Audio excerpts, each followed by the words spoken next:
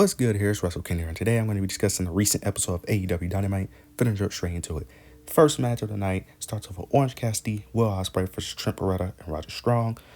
This was a very decent match, really solid match. Going to get towards the end though. It was a lot of interferences in this match, which kind of took away from me. It took away from the match for me personally. I feel like it was way too many interferences. Undisputed Kingdom interfered like 4 times. Don Callis even got involved, but towards the end of the match, Will Ospreay was on the outside of the ring. Warlow ends up coming from the entrance ramp and ends up attacking Will Ospreay. It's just Orange Cassidy and Roger Strong in the ring, and I think Trent Beretta was in the ring as well, but he was like more so laying on the ground. Orange Cassidy goes for an orange punch. Roger Strong moves out the way. Then Trent Beretta ends up hitting Orange Cassidy with a running knee. Roger Strong takes advantage, hits him with an end of heartache, and picks up the victory. After the match, though, Trent Beretta ends up attacking Orange Cassidy, and Undisputed Kingdom ends up attacking Will Ospreay. Roger Strong ends up getting his championship, ends up hitting his championship onto Will Ospreay's head, ends up making Will Ospreay leak, and that's the end of this segment here. This was a decent segment. I love what they did here. It's one of the few highlights of tonight's show, because this show was very hard to watch, if I'm being honest. Yeah, tonight's show was really not that good. This is probably going to be one of my quicker reviews on my channel, because tonight's show was just, man, it was just not that good. Next, we end up getting a quick segment with the Young Bucks. They end up banning Darby Allin from ringside and from the arena. We already know how this goes. Anytime a wrestler is supposed to be banned from the arena or ringside, they're never banned. So we already know how this is probably going to play out for the most part. Now we get a segment with the Bang Bang Gang. They're cutting a promo. They start mentioning Pac. Then Pac shows up on a Titantron. He starts alluding to how it's been a 3v1 the past few weeks and how that needs to change. So Death Triangle are finally reunited. Ray Phoenix and Penta come out with Pac, and they immediately run straight to the ring, and it starts in a brawl. They're all brawling in the ring. Death Triangle gets the upper hand, and they stand tall. Pat gets on the microphone, ends up saying that he basically wants a match at Double or Nothing. Now, we don't know if it's going to be for the Trios Championships or not, but there will be a match on Collision for Death Triangle to see will it be for the Trios Championships or not, which is most likely what. Most likely is going to be for the Trios Championship. It doesn't make sense for it not to be for the Trios Championships, so this should be interesting, though. Next, we end up getting Hook versus Shibata versus Brian Keith in an eliminator match. Winner gets to face, Chris Jericho for the World Championship. That's what he's calling it. Get towards the end of the match. Shibata puts Brian in a figure four.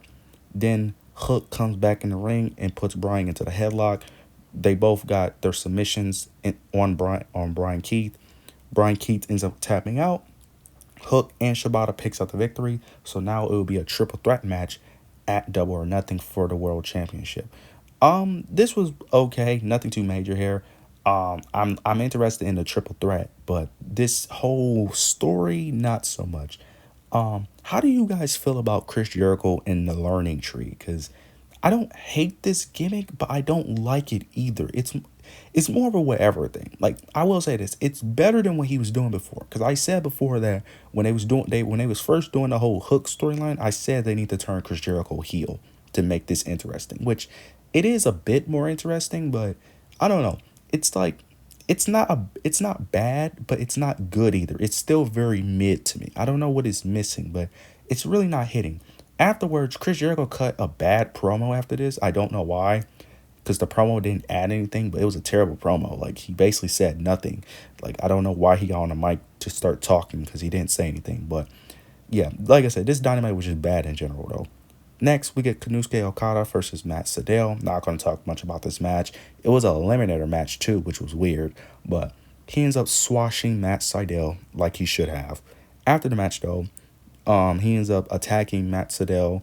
Then Jon Moxley's theme music hits. Jon Moxley ends up coming to the ring, and they're face-to-face. It looked like Jon Moxley was about to say something to him, but he ends up punching him with the microphone, hitting him with the microphone, and knocking him on the ground. Then Jon Moxley ends up just saying that, see you at Double or Nothing. Simple as that. I don't understand this because I feel like they could have done more. I don't understand why you just have him get knocked down on the ground just to say that.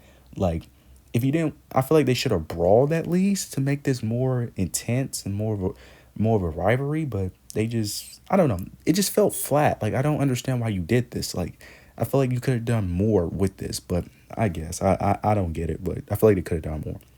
Now next, we get Swerve Strickland versus Nick Wayne. Not going over this match either. Swerve Strickland, of course, picked up the victory. Only makes sense. After the match, though, you already know Christian Cage was going to attack Swerve Strickland. Kill Switch comes from behind, attacks Swerve Strickland. Kill Switch looks like he's getting the upper hand, but Kill Switch was on the top rope. Swerve Strickland was able to reverse and end up tossing Kill Switch over the ropes. Christian Cage doesn't realize it. He turns around and see that Swerve Strickland is standing. Swerve Strickland chase after Christian Cage. Christian Cage runs away from Swerve Strickland. Christian Cage goes all the way towards the entrance ramp, all the way to the backstage area, all the way to outside. Christian Cage does what Logan Paul did a few weeks ago at the when they was building up towards WrestleMania 40, where he ended up stealing the person's car and driving off. Christian Cage tries to do the same thing, steals a person's truck, tries to drive off, but he ends up getting blocked off by someone, and it's no other than Prince Nana. Prince Nana ends up blocking off Christian Cage. Swerve Strickland catch up to him, pulls Christian Cage out of the truck, and ends up brawling. They both end up fighting, going all the way on top of the truck. Swerve Strickland gets the upper hand, ends up hitting a DDT on the roof of the truck. Then Prince Nana ends up getting a chair, giving it to Swerve Strickland. Swerve Strickland is about to bash Christian's head onto the hood of the truck, but Christian Cage ends up avoiding it and ends up running off. This was a good segment here. This was the highlight of the show. This was mainly the only interesting thing that happened on the show, because everything else, man, was just terrible. But after this segment, we get Malachi Black versus Kyle O'Reilly. Malachi Black wins the match. Only makes sense for him to win. It makes no sense for Kyle O'Reilly to really win, especially before he faces Christian. But after the match, though, Malachi Black is in the middle of the ring. The lights cut off, but there's like red lighting in the arena. Then the lights cut back on to normal. Out of nowhere, a pile of blood just starts spraying from underneath the ring, and it's just all over Malachi. It's all over Malachi. This kind of reminds me of WCW to a degree, not in a bad way, but this reminds me of like the segment of like I think it was Kevin Nash that was supposed to get hit by blood, but they kept missing him each time. This kind of reminds me of that, but this time it actually worked. He was just covered in blood. This also reminded me of Freddy Krueger a bit of Nightmare on Elm Street, the scene where he ended up attacking the person in his bed, all the blood splatter from onto the ceiling. It kind of reminds me of that too. This was a dope segment though. After this though, the Titantron appears. Adam Copeland walking down some stairs ends up saying that be careful what you wish for, and starts laughing, and that's the end of the segment there. I love what they did here. I love what they're doing with Adam Copeland. I love they're showing this darker side of Adam Copeland. I love the blood and all that. This was really good. I love what they did here. This was a really good segment. Next, we get Toni Storm versus Mariah May versus Saraya and Harley Cameron. Not going to talk much about this match either. This match was whatever to me. I don't understand why they even had this match. I understand they've been feuding for a bit, but I really feel like you could have just done something else here. But maybe I'm wrong. But Toni Storm and Mariah May picks up the victory. After the match, though, Serena Deeb ends up attacking Luther, ends up attacking Mariah May and Toni Storm, and she ends up putting Toni Storm in a Boston Crab, if I'm not mistaken, ends up making her tap out. Constantly holding it, not letting go, makes her tap out, and that's the end of the segment there. We already know Toni Storm is not losing at Double or Nothing. And the funny thing is, Serena Deeb was getting booed like crazy. It's because in this feud, you would assume that Serena Deeb is the heel, but Toni Storm is supposed to be the heel, but she's getting cheered. So, I don't know what they're going to do about that, because it's going to be very hard to take the championship off Toni Storm, because typically if you want someone to beat Toni Storm, it needs to be a babyface, but that babyface also needs to be well liked against Toni Storm. But the problem is Toni Storm is so goddamn liked. It's like it's so hard to find a babyface to really take her down. But to be fair, we already know she's not losing that title anytime soon. She's not losing that title to at least bare minimum All In. But this was a okay segment, nothing too special. Now we get to the goddamn main event. Oh my god. We get Bryan Danielson versus, I'm not even gonna say his name because I don't even know how to pronounce his name. I don't even know. But versus, I don't even know his name, but it ended in disqualification. He's not important. That's all I know. He's not important. Ends in disqualification. Jeff Jarrett, Jay Lethal, and the guy he was facing all attacked him. Then the Young Bucks come out. They start attacking Bryan Danielson. They try to go for the EVP trigger. Danielson ends up dodging the EVP trigger. He ends up getting the upper hand. He got the advantage, but then Okada comes out. His theme music hit. He comes out. Then out of nowhere, Jack Perry ends up attacking Bryan Danielson from behind.